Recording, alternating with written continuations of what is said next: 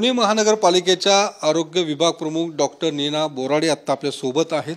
Madam, काय ज्या पद्धतीने हा नवा विषाणू चा रुग्ण भारतात सापडलेला आहे HMVP, याच्या संदर्भात पुणे महानगरपालिकेने काय तयारी केलेली आहे?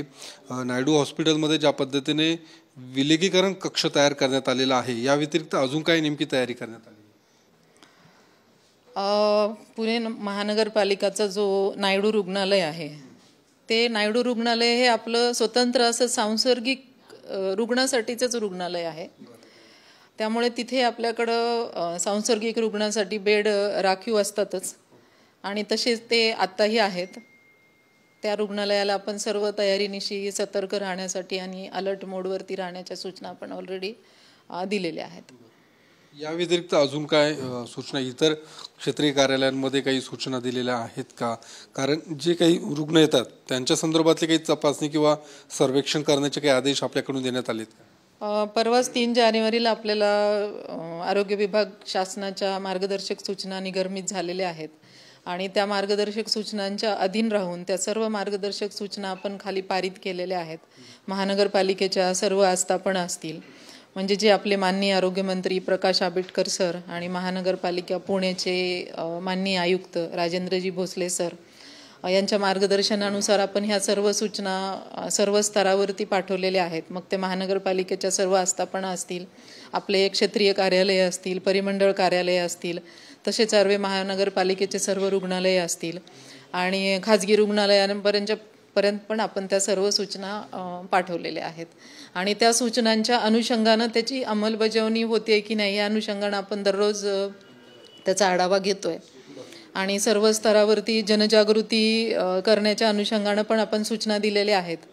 आणि सर्वेक्षण जे आहे, अशी जर सर्दी खोकला आणि अशा स्वरूपाची काही लक्षणं असतील, त्यापेक्षा वेगळं काही आहे का आजारामध्ये, अशा पद्धतीचं सर्वेक्षण करण्याच्या सूचना पण आपण महानगरपालिकेच्या रुग्णालयांना दिलेल्या आहेत। या विषाणू संदर्भातलं कोणी संशयित रुग्ण आढळून आलाय का पुणे शहरात, आणि या संदर्भातले काही नमुने आपण प्रयोगशाळेमध्ये तपासणीसाठी दिले आहेत का? असं काही पुणे शहरामध्ये अशा स्वरूपाचा कुठलाही रुग्ण आजपर्यंत आढळून आलेला नाही।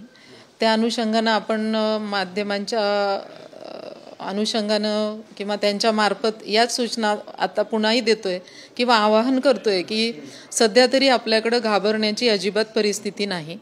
पूर्ण आरोग्य विभाग असेल, महानगरपालिका असेल आणि आपली संपूर्ण यंत्रणा यासाठी सज्ज आहे, सक्षम आहे आणि त्यामध्ये कुठेही काही अडचण येणार नाही। मुळातच हा जो व्हायरल इन्फेक्शन आहे ते सौम्य स्वरूपाचं असतं।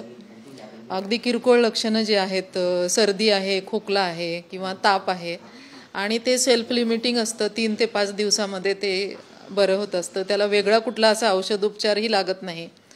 आपण एरवी सर्दी खोकल्यासाठी जो औषधोपचार करतो साधारण तशाच स्वरूपाचा औषधोपचार लागतो। त्यामुळं लोकांना मी हेच आवाहन करेल की घाबरू नका, भिवू नका, फक्त सावध राहा आणि काळजी घ्या।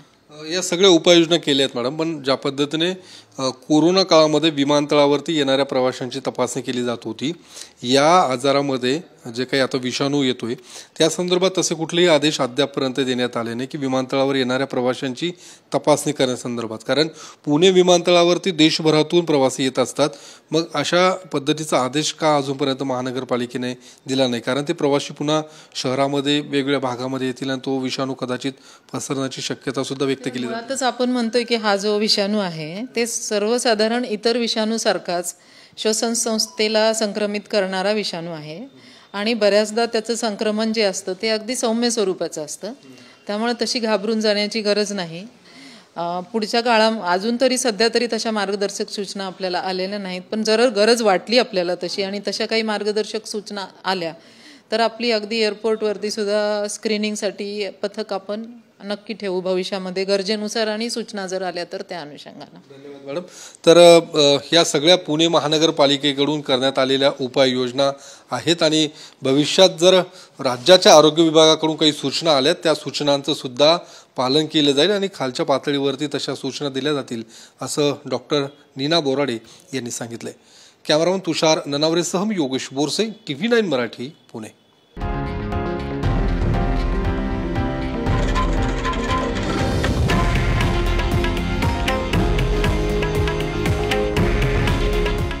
आहे देशातील नंबर 1 न्यूज नेटवर्क आणि आपण पाहत आहात TV9 मराठी. काळजी तुमची, हित महाराष्ट्राचं.